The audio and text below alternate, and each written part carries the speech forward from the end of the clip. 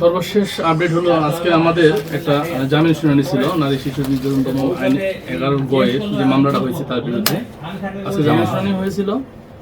আমরা বিজ্ঞ আদালতকে বলেছিলাম যে আমরা আগেই আপোষ করতে চেয়েছিলাম, এখনো চাই। আপোষ মেন বিষয়টা হলো যে মোহনা এখনো আমার কিন্তু একজন বৈধ স্ত্রী। বিবাহ বন্ধন নিঃসন্দেহে একটা পারিবারিক ধর্মীয় বন্ধন, পবিত্র বন্ধন। এই দৃষ্টিকোণ থেকে আমরা চাইছিলাম যে যদি আপোষের শর্তে হইলেও এই সংসারটা টিকানো যায় আর কি। তো আমরা সংসার টিকানোর পক্ষে, মামুন নিজেও চাইছিল, মামুনের মা আজকে যিনি এখানে আছেন উনিও চাচ্ছিল যে সংসারটা টিকুক। এই সংসার টিকানোর জন্য আজকে যিনি বাদিনী মোহনা, সে নিজেও আসছে। উনি ব্যক্তিগতভাবে অনেক বেশি রিকোয়েস্ট করেছে যে তোমরা যদি চাও যে তুমি আর মামুন মিলে একসাথে সংসার করলে আমি গ্রামে, বা আমি আর আমার হাজবেন্ড মিলে গ্রামে চলে যাব। উনি বলছে যে আমরা চলে যাব, তোমরা তারপর সুখে থাকো। একজন মা কতটা আবেগপ্রবণ, কতটা ব্রড মাইন্ডেড হলে এই কথাটা বলতে পারে যে সন্তানকে উনি লালন পালন করেছে, সে প্রিন্স মামুন হোক, শুধু মামুন হোক, যেই হোক, দিন শেষে তো সন্তান। এতদিন এতভাবে মানুষ করার পরেও উনি কতটা আবেগপ্রবণ হইলে, কতটা ব্রড মাইন্ডেড হলে বলতে পারে যে তোমরা সুখে থাকো। আমি সহ আমার হাজব্যান্ড মানে মোহনার শ্বশুর, আমরা যদি গ্রামে চলে গিয়েও তোমরা সুখে শান্তিতে থাকতে পারো, উনি রাজি আছিলেন। কিন্তু তারপর আর এভাবে আপোষ আপাতত হয়নি আর কি। আচ্ছা, কারাদণ্ড হতে পারে সর্বনিম্ন 2 বছর, সর্বোচ্চ 5 বছর। তার হয়ে বিষয়টা তা না, এই সেকশনে উল্লেখ করা আছে। এখন বিষয়টা হলো মামলার ফ্যাক্ট ইস্যুতে আসি আমি। আপনি কি প্রশ্ন করবেন আমি বুঝতে পারছি যে আপনি প্রশ্ন করতে চাচ্ছিলেন যে তার কতদিন সাজা হইতে পারে।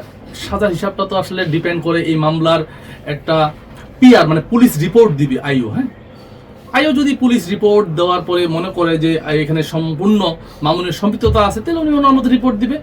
রিপোর্ট দিলেই বিষয়টা কিন্তু তা না, চার্জ গঠনের একটা ব্যাপার থাকবে, যেটাতে আমরা যেদিন আমরা চার্জ গঠনের দিন আমরা ডিসচার্জের প্রেয়ার দিব, এরপরে সাক্ষী হবে, যারা করবো, দিন শেষে আর্গুমেন্ট হবে, মামলার প্রসেস অনুযায়ী গিয়ে তো মামলার রায়ে যাবে। তারপর সাজা হবে না খালাস পাবে বিষয়টা তো তারপর বোঝা যাবে। এই রায়ের আগ পর্যন্ত তার বিরুদ্ধে সর্বনিম্ন হবে না সর্বোচ্চ হবে এসব বলার কোনো সুযোগই নেই। এমনও তো হতে পারে, আমরা বিজ্ঞ আদালতকেও বলেছি যে যৌতুক নিরোধ আইনের 3 ধারা বা 11 গয়ের সেকশনে যে মামলাগুলো হয়, করে কি আসামি অনেক সময় দেখা যায় বাদীভাবে বলে যে আমাকে যৌতুকের জন্য মারধর করেছে।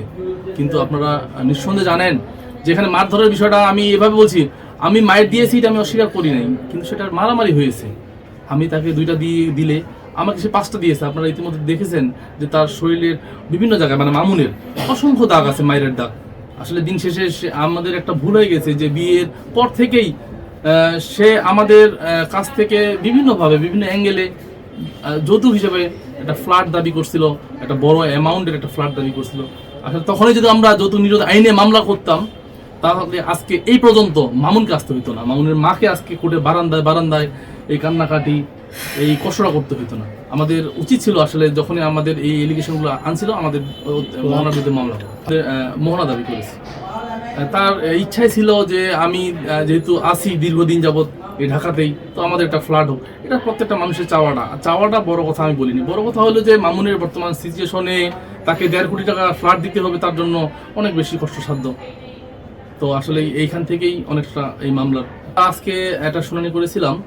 আমি আগামীতে আমাদের যে মামলার প্রসেস হবে, আমি একটা স্পেশাল পুট আপ দিয়ে সিএমএম বরাবর মেনশন করব। মেনশন করে আমি স্পেশালভাবে চাবো যে সিনিয়র একটা আদালতে শুনানি করার জন্য পিডাব্লিউ সহ, পিডাব্লিউ মিন আসামির উপস্থিতিতেই আমি এটা শুনানি করতে চাচ্ছি। এই কারণে যেহেতু আমরা আপোষ করতে চাচ্ছি, আপোষ মিন আমরা তো সংসারে এখনো আছি। মামুন এখনো মোহনাকে অনেক বেশি ভালোবাসে, আর মোহনাকে ছাইড়ে দিবে এমন সুযোগ মামুনের তরফ থেকে এখনো কোনোভাবে জানানো হয়নি বা আমরা জানাওইও নি। তো বিষয়টা হলো আমি এই জন্যই পিডাব্লিউ সহ শুনানি চাবো যে আপোষের শর্তে হোক বা এনি কন্ডিশনে আমরা একটা বেল চাবো। আমরা আশাবাদী আমরা ন্যায় বিচার পাবো। আন্টি এই জায়গায় বসে আন্টি জাস্ট আপনি